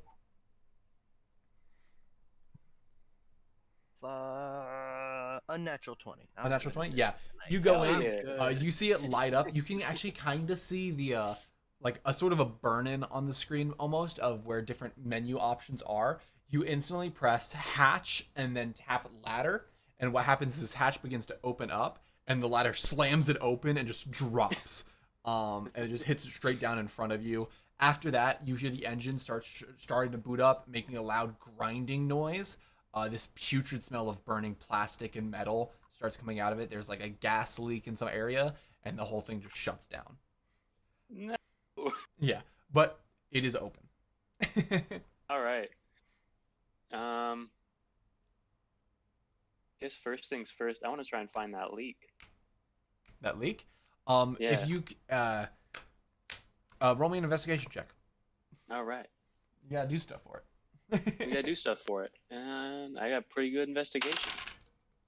15. You can tell it's an internal leak. There is something on the inside where you are. You can kind of hear it. It's as something's a little dropping. It does slowly begin to like quiet down and fade away. It sounds like it was just like too much pressure. Something broke. We're done. Okay. And it Yeah. won't be a continuous issue, but something definitely broke in there. So if you wanted to get the ship up and running permanently, you'd have to do a lot of repairing. But yeah. Let's try it. Try it if I can find it.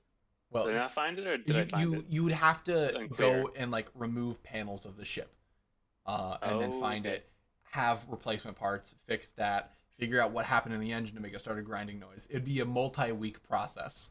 Damn. Okay. It's like Looks fixing we're a not car getting on this ship going. steroids. Damn. I was hoping we'd get the crates back. I mean, your ship doesn't have enough space to haul. You could probably break down the crates and haul the individual parts, but you couldn't haul a full crate. Yeah, that's what I was thinking. Yeah. All right. Well, I'm gonna hop in this ship then. Sure, Tex, do you follow? Yes. What you guys come up to is this ship actually seems pretty pristine. It seems like it was actually an airtight seal on whatever was holding it closed, so not much dust is in here. There is, so where you come up, you're in like the center walking area. There is bedrooms on both sides that also leads to the gunner positions. There is this back area with there's like actually only 3 crates in here with the same materials that you saw. Though it does look like these materials are a little bit better quality. They didn't get rusty or anything like that. And you have some copper wiring, some steel plates, and some basic hydraulic fluid and things like that. It seems to be basic machine maintaining elements or creation elements. And on the front, there's the captain's cockpit area that actually has a bedroom below it, where it seems like the captain would sleep separate from the rest of the crew. It's sort of like a truck, where they have the bed and their driving station next to each other. Well, I mean, this place looks pretty abandoned. I don't think they need any of the things that they left, right? I want to take a look around and see if there's anything pretty. In the captain's quarters and all that. Yeah. So yeah. you don't see anything that seems like valuable. You do see some leftover notes. Let me. Actually, it doesn't matter what language it is. Text can read it. Yay! Yeah. I'm useful. I do need to real quick check some information of something. I need to go off screen for. But reading through it, it's not written in common. It's written in a separate language. Oh.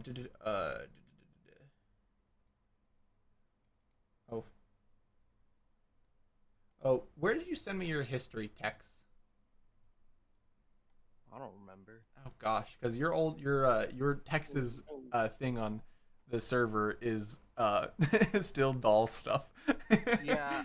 Where the hell did I send it? Did you send it to me personally? Oh, it's in the secret messages. Oh, is that it? Okay. Yeah. I need to see if we have. There's certain things I need to see, and I forget the names of them.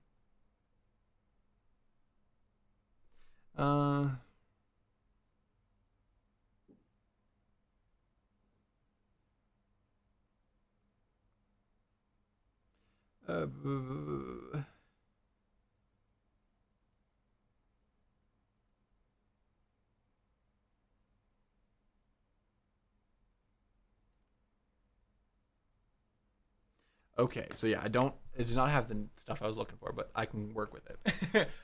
In that notebook, you read it. It seems to be legitimately just basically a captain's log of all the stuff happening in the ship. There's a bunch of pages about information about hauling stuff. The thing you notice, this log seems to be literally like a trucker's log where it's I worked with this company, did X amount of work, I did such and such. There are then like papers or things stapled to the book that are laying out like the facts of it or the agreements you have and stuff like that. There's some files and things like that. And then it does mention a name. I don't think I ever gave this character a name. And it's very important to Tex. I'ma write that down. Well, you can't read it. It's not in English. Common. But Tex you can better read remember it. that. I thought you wrote it down, but I was wrong, Tex, because I was mixing it up with someone else. So I need to real quick come up with a name. Random name generator. Exactly. There's a name in here, Tex, that has a familiar ring to it, called Irvus. That is Irvuss. And basically, you don't know why you know it. You don't know what importance it holds to you, but it's a name you've seen before in a broken fragment of your memory. Basically, it is explaining that this is one of the last logs in this book as well. It is explaining that this person, there's no name of who this is, except on some of the documents it has like a name, Bigluth, I guess we would go with. It's one of the names that was randomly generated. Doesn't matter. But it's saying a person, a lady by the name of Irvus reached out to me, said that she needed some help hauling some items, decent pay. These were the items requested. Here's the log of what we ordered. Here's what we brought in. This is a really strange planet for this sort of high machinery that is being made here, but it's quite interesting to see it go through. There's another log saying Irvus contacted us again, needing these X items from this location. It actually seems to be transported from Hone, but it's sort of sent to a middleman or two middlemen before it even arrives to Irvus. So very strange. Seems kind of expensive for some basic supplies. and like these random weird comments and a bunch of paperwork that's detailing like the items that was sent here and things like that. You do notice though while reading through some of those lists that the items that were sent here, most of it is these basic parts. There are some more magical requests as well that you do not see anywhere on this in this space. There's like some crystals. There's some like I don't know what I even call them, like cores of machinery, like these the AI machines that you guys see, or things like Tex even would have, but they're the more basic versions of what Tex has. So it's like just autonomous machinery that you see everywhere. And there's some requests like that, but you're not seeing any of it here. Like Skyrim Dwarven. Yeah, sort of like a kind of dwarven thing? core, where they're not Yeah. like fully sentient, but they do their own thing. Okay. Is there any mention to where they might be? Maybe. Nope, this is just a No? trucker's log. They just put in what they put and they leave. Damn it. They're not getting Where paid did- to track things.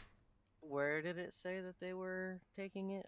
Here, Or this location here? seems to be Okay. where it is being delivered to.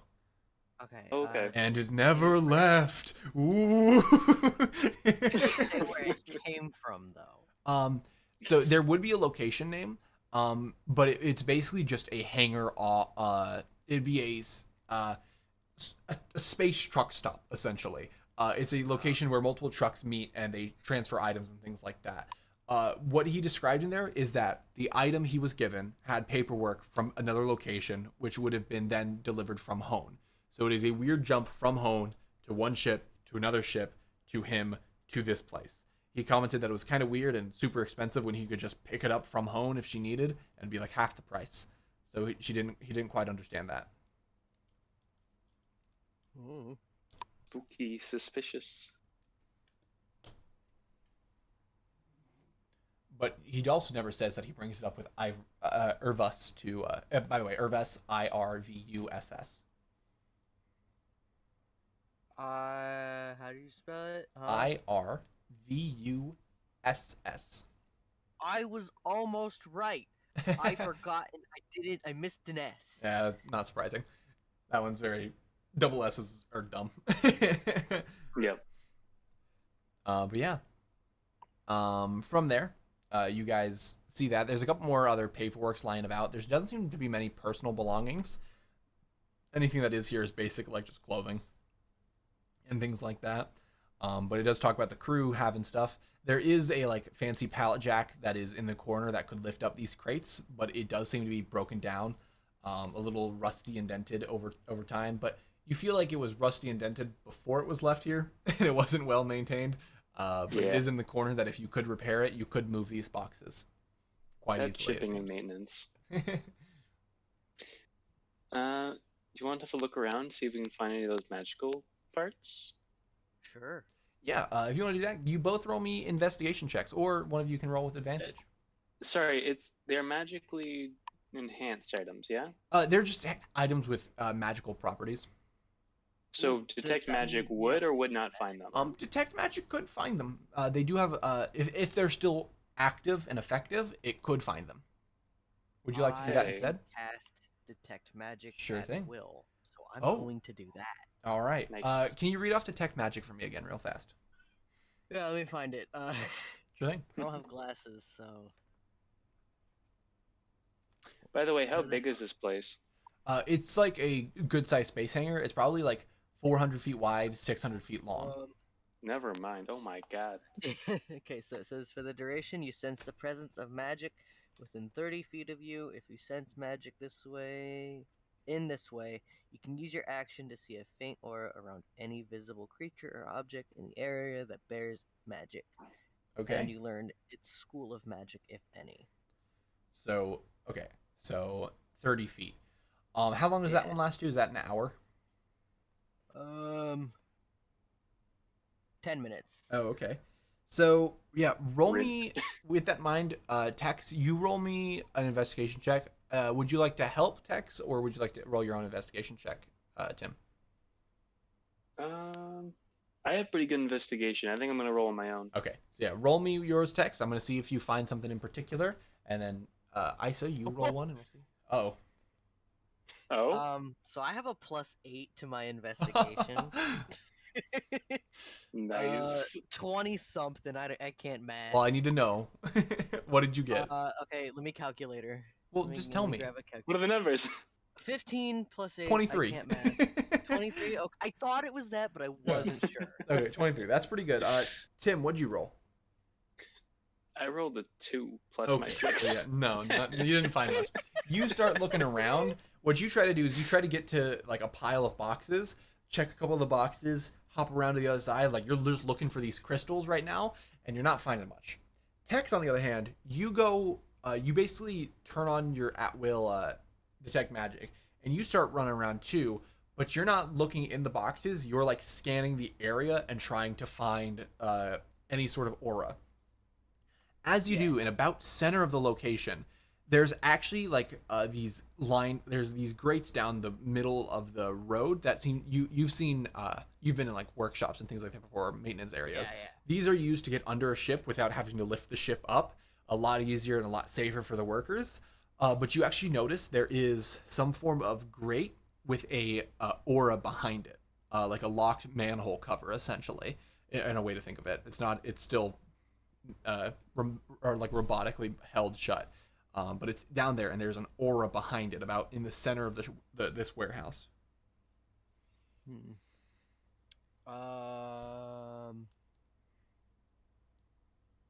I want to go over to it and see if I can kind of identify it, like what's giving off the aura.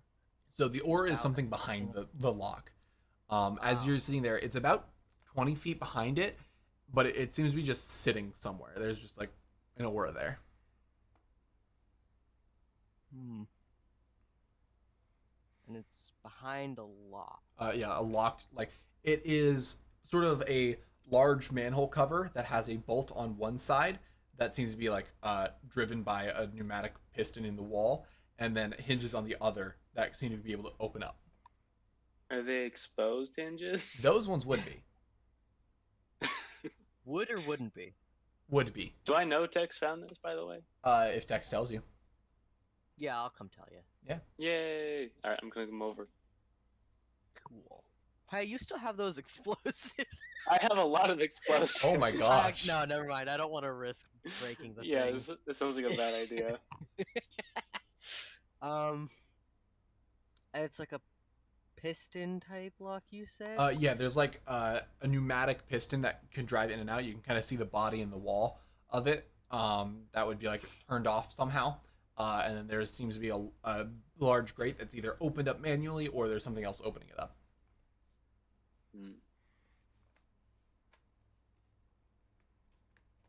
Is there a way we could possibly try and get it open without... I'm assuming it needs power? It's either that, or if you break it open, or if you can find a way to find the power supply and force it to activate. Or power source, I should say. I'm gonna try and follow the power source. Yeah. So it does See if just we go can into find a conduit or concrete. something. But as you're looking around, both of you roll me investigation checks. We're pretty good at those. So far, you guys have been doing pretty good. Unnatural 25. Okay. Me too! Okay. Yeah, I was thinking like maybe a DC of 18 or so. It's pretty hard to find this. 26. Yeah. So as you guys have, so there's like these three of these segments that I was telling you about. This is the only one with this like not hidden, but like a gate in there. And as you look on the other side, there's like 5 rows of these. There's actually a conduit box that has 3 different tubing materials in there.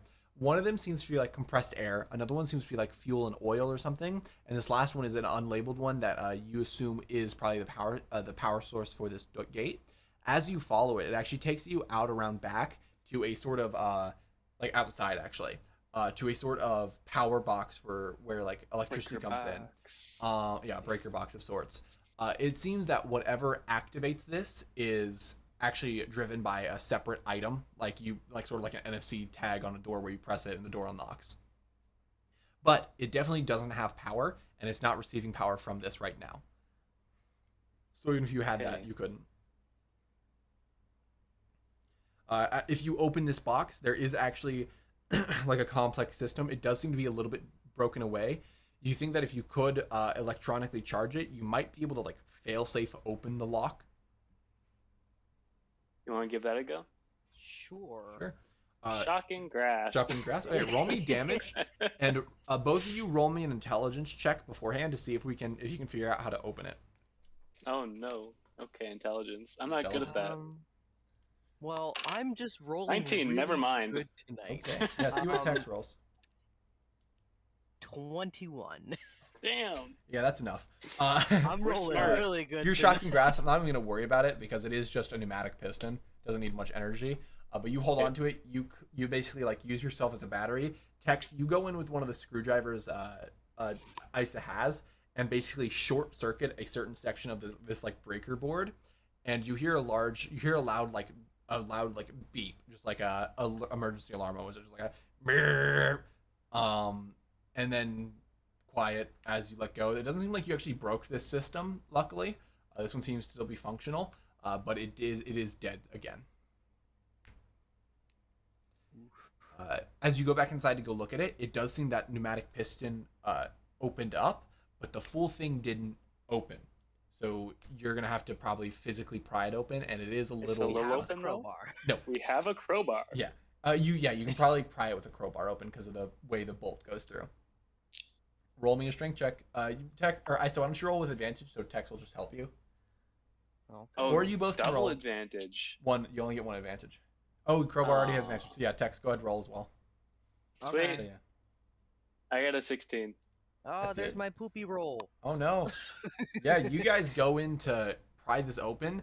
This thing is heavy duty. It's probably about like 200 pounds by itself. It's like a big hunk of steel that seems to be like designed to be able to survive a blast actually from a spaceship. Oh my gosh. And so like if a spaceship explodes or an engine is hitting it, it will survive. But it's also super rusted on the hinge so that it's sort of not in tolerance anymore. So as you pry it open, you actually get it opened like we did half get it an open. inch, about just half an inch, but no more. Oh, okay. Another idea. Yeah. Can I cast Ray of Frost on the hinges? Okay, and you want to try So, to like, break that off? Freeze them and then try and break the hinge. Sure. Roll me damage for Ray of Frost. Okay. 4, 10, 17, and 23. Just enough. I was thinking 20 damage. Hell yeah. So yeah, you hit it. You actually hit it like dead center, and this big ice spike forms over it. You let it sort of sit for a minute, and then I want both of you to roll me just like an attack roll, your heaviest attack roll. If you do have bludgeoning damage, it'll be double. Ooh, Okay. I can make my packed weapon. I can Ooh, summon just a bludgeoning. weapon in my hand, and I can make it like a big ass fucking hammer. Whatever you do, Nice. I think actually technically you're supposed to get crits because this object isn't moving. So roll So me your we're rolling bludgeoning. for damage or we're rolling for attack? You're gonna hit it. It's a stationary object. Okay. But Got yeah, it. roll me your damage. I'm gonna tell me what your dice are, and I'm basically just gonna do the math. 4,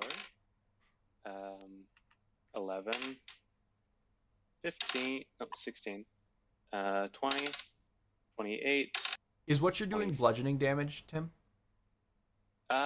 It was. Now it's radiant. Oh, So not Yeah. that one. yeah. Well, no, it's fine. You can do that. You It's said just- heaviest attack. Yeah, That's exactly. what I went with. It just means if it was bludgeoning, it would do more. But I just want to okay. make sure because it would be stupid. Yeah. Got it.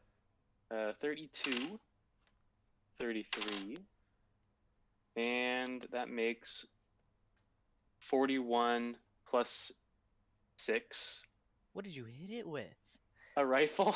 Rifle point blank, So Basically. that's 47 damage. and then your 8d8. Okay, I got the math That's in my head. 8d8 plus 6. Yeah. Damn. And Tex, what are you doing? I'm gonna hit it with a warhammer. Okay. How much damage? What dice rolls do you do for that? D8. A 1d8. Oh, that's boring. I know. It's just a warhammer. It's nothing special. But it's about also it. bludgeoning, so that's gonna double It it. is bludgeoning. So yeah, roll your d8.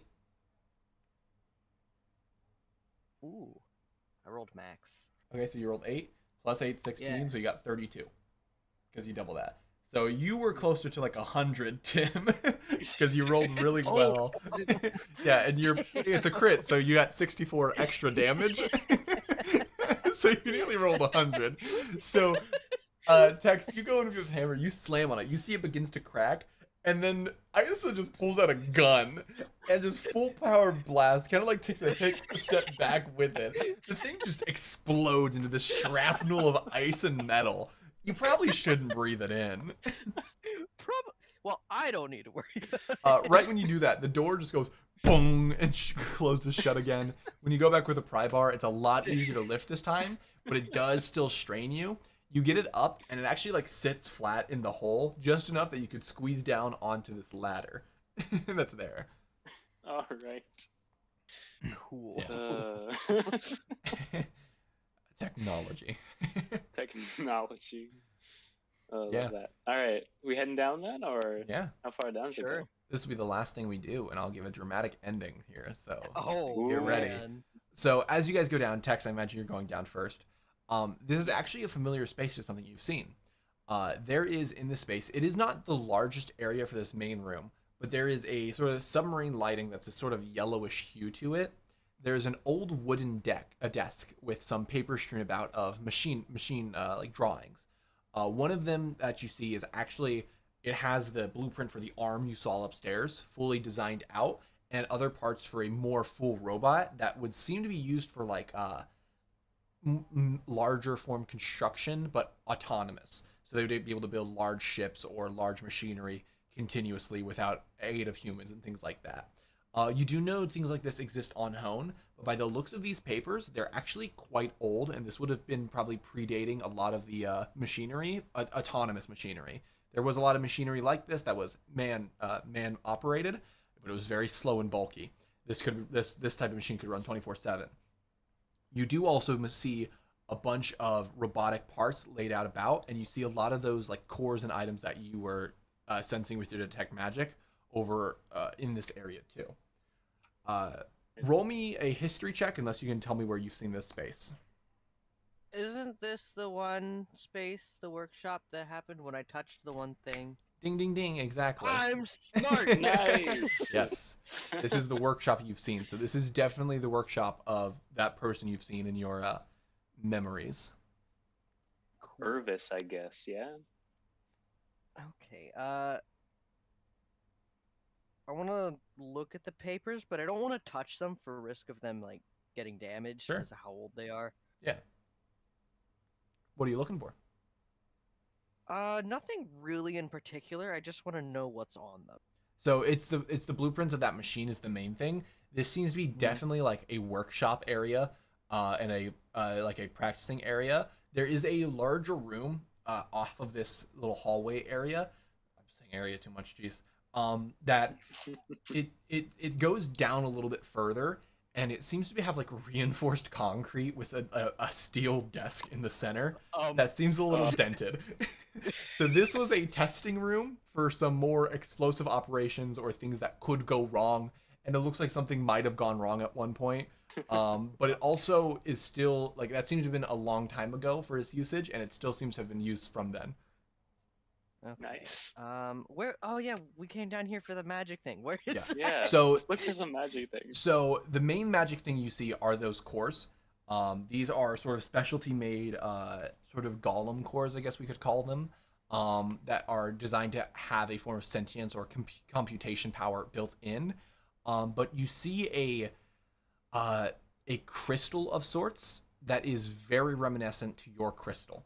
It seems to be a sort of a slimmer version of what you have at your core. Huh. I want to do the touch test. If I touch it, will I You see touch anything? it, nothing happens with these ones. These ones seem to be unprogrammed or unused, but like were prepared to be used. What about the interesting one? Same thing. Similar. That Okay, one seems to have been unprogrammed. Okay. I still want to take them. Yeah, sure. Yeah, you load them up into a bag and things like that, and you kind of get everything laden in there. These items, they're a little bit older of technology, but they seem to be pretty like customized to what this person was doing down here. Um, it does seem like it could sell for a lot or do some custom stuff. It does seem a little outdated in technology though. So there's probably some forms that are faster by now, but it's still very interesting. I want to keep him to like study him, learn Yeah. more about him. But for now, Tex. oh, good. Oh, sorry, real quick. Tex, if you're cool with it, I kind of want to look for a folder and sort of gather some of these documents. Oh yeah, sure. That's cool with you? All right. I'm gonna grab a folder. I want to grab some of Also, these documents. roll me a if quick possible. investigation check. Both of you. Oh, both That of us. Okay. is 19. 19. Okay. I love my +6 to investigation so much. 25. Okay. So yeah, Hell Tex will yeah. find this one. In that memory you had, Tex, of this room, you do realize that this desk that this character was sitting at, it was she had stuff pulled out at the bottom, like there was drawers and things like that. That actually, looking at it now, they seem to be like flush hidden away to make this desk look like a secret workshop. Like you wouldn't be able to realize there's stuff hidden in there. So as you go in up, you Nice. pull something out, and there is a gilded book that seems to be much more refined and held, along with other sort of like rare markings or different items like that for magical control of objects and things like that. But as you pick up that book and read through it, this is definitely the writing of a verse, as it does have their name in notes and things like that. And it is detailing the history of this project. And as you're reading through it, you realize that I've verse properly. One of those. Irvis, I think you said. Irvis? Well, yeah, but Yeah. am I pronouncing I that? forget Is that what you correct? said now after you said the next one. My question is if that's correct or not, because I don't know. But whoever it is, however you pronounce it, it details that basically she's been paid by a figure. The name is just like a very generic name, like David Gordon or something like that. David Gordon. A very generic name. And she was described that they asked her to build these items and these machinery that are just fully autonomous, can do workshops, can build these generic ships that they could pump out for work, pump out to be really cheap and inexpensive and pretty easy to access for anyone, very repairable, things like that. So she was going to be the lead design of it. The first couple like pages of it's just describing getting into the partnership with this person. The next one is describing how they're paying for resources and things like that. So she's glad to do this because she's also using some of those extra resources on the side to mess around with her own projects in this hidden facility here, this little bunker space. And then it slowly devolves into how she feels very awkward about this partnership and that there's something a little bit weird with it. Something feels off about this character. And then she describes how she figured out that this is actually the city of Hone, which she has some form of resentment for, hiding behind multiple layers of companies that are actually using these machines from like the working thing to create sort of vehicles or items that would create more advanced weapons or do other things or just do these very basic rudimentary tasks without anyone being able to track it because there's no person involved. Like secret weaponry, secret equipment, and stuff like that. And instead of what she does is they offer her to build a more advanced robot that can do machinery and computer building and stuff like that. She turns it into a bomb. Oh. Yes. Excuse me? She invites over the lead figure, David. David Gordon? Yeah, David Gordon. The mastermind? And as she's there and they have a shipment coming in and things like that, she sets off this bomb, destroying like the stuff she's been working on and killing David there. And she just describes how she is gonna flee, or she says that's the plan. I should phrase, and it describes how she's going to flee after that. She says she's going to head back to a specific planet, which you would not know its location. I don't have a name off the top of my head. I know I put it somewhere though. I'll have to find it later because I know I have this one written down. but there's a planet you would know it because it's a very vague memory. There was a time where you were talking with the 12, the Council of 12 for the Primordials. There is a character, I believe their name, the artificer that you were met with at first, Stea, where they said Stea went. It is that same planet. Ah. And so that is the planet that it says that she is planning to run off to. Noted. Yes. That's cool. I assume we're keeping this book? Yes. That is probably very Good, important to Texas history. Yes, yes, yes. That's So yeah. great. And that is where we'll end today's stream. So, a little bit more lore for Tex about the history of Yay. Tex. And for now, I'll be ending here. Thank you all so much for watching. If you guys did enjoy, make sure you follow. Watch in the future, like to catch me live, go to cadenmap.com, and you can find everywhere where I stream. For now, though, I'll be ending here. Thank you so much for watching, and I'll see you all in the next one. Bye-bye!